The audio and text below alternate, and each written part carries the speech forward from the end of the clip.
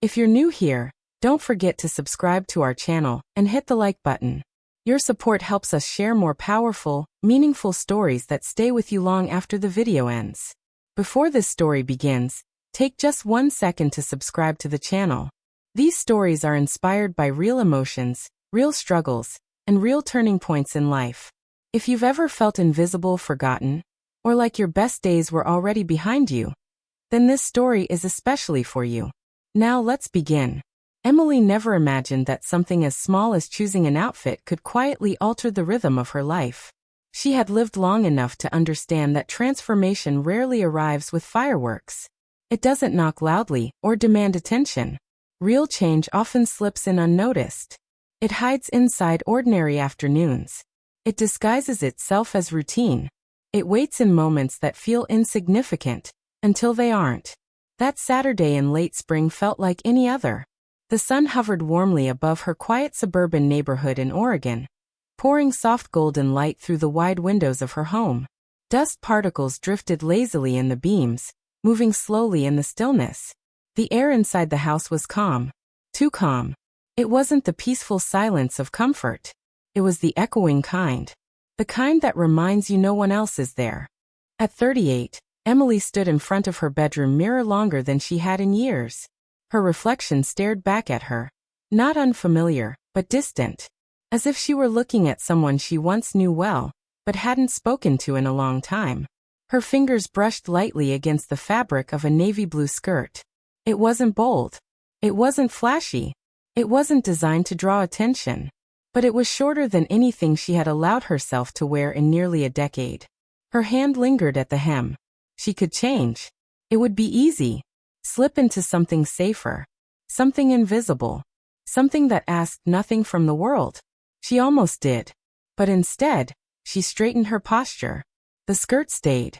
Paired with it was a soft white blouse. Clean, simple, elegant. Low heels completed the outfit. Nothing dramatic. Nothing desperate. Just intentional. And that was new. For the first time in years, Emily wasn't dressing to blend into the background.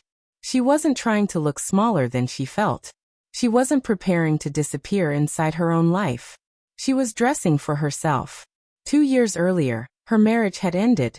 Not in flames, not with betrayal, not with shattered glass or slammed doors.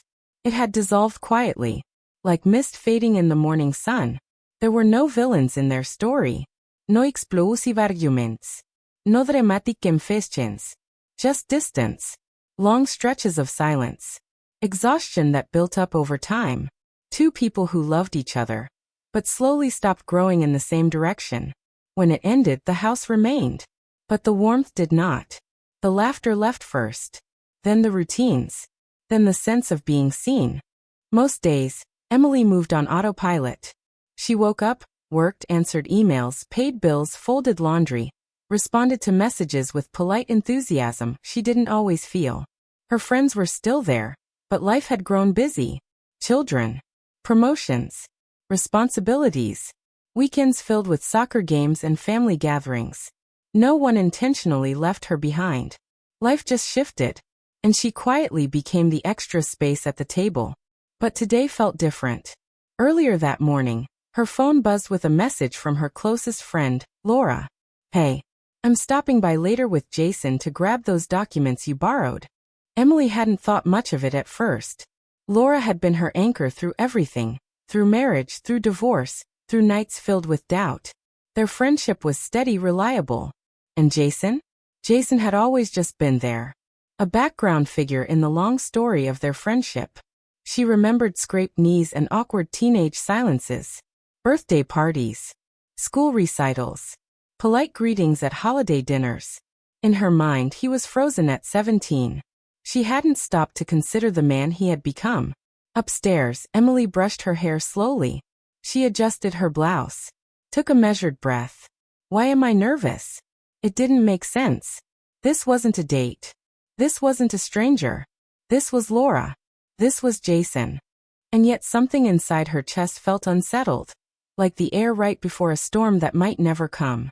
Downstairs, she moved through small preparations that felt almost ceremonial. 3 glasses placed carefully on the counter. A pitcher filled with lemonade. ice clinking softly as it settled. Her hands trembled slightly. She noticed. Frowned. Why does this feel important? Before she could answer herself, the doorbell rang. Her heart gave one unexpected, sharp beat. Emily smoothed her skirt once more and walked to the door. When she opened it, Laura stood there first. Bright smile, familiar energy, warmth that only years of friendship can create. Hey. Laura beamed as she stepped inside. Thanks again for letting me swing by. Of course, Emily replied warmly. Then her eyes shifted. Jason stood just behind his mother. And for one suspended second, she didn't recognize him. He was taller than she remembered. Broader shoulders. His posture relaxed but confident. His dark hair neatly styled. The awkwardness of adolescence had vanished, replaced by a quiet self-assurance. Time had done its work. Their eyes met. And something changed. It wasn't dramatic. It wasn't inappropriate. It was awareness. Jason's gaze dipped instinctively, subtle, brief, taking in her outfit before returning to her face. It happened in less than a second. But Emily noticed. Hi, Jason, she said evenly, masking the flicker of warmth that rose unexpectedly inside her. Hi, Emily, he replied, clearing his throat slightly. You look really nice. The compliment was simple, hesitant, genuine, and completely unexpected. A soft heat rose to her cheeks. Thank you, she answered, her voice gentler than she intended. Laura, blissfully unaware of the silent shift in energy, continued chatting as they moved into the living room. She spoke about work frustrations, staffing issues, small daily annoyances. Jason sat on the couch, hands resting neatly on his knees, listening more than speaking, observing. Emily sat across from them. Out of habit, she crossed her legs. Jason glanced away quickly, not staring, avoiding. That detail lingered in her mind. The conversation flowed normally. Safe topics. Familiar laughter. But beneath the surface, Emily sensed something else. A quiet tension.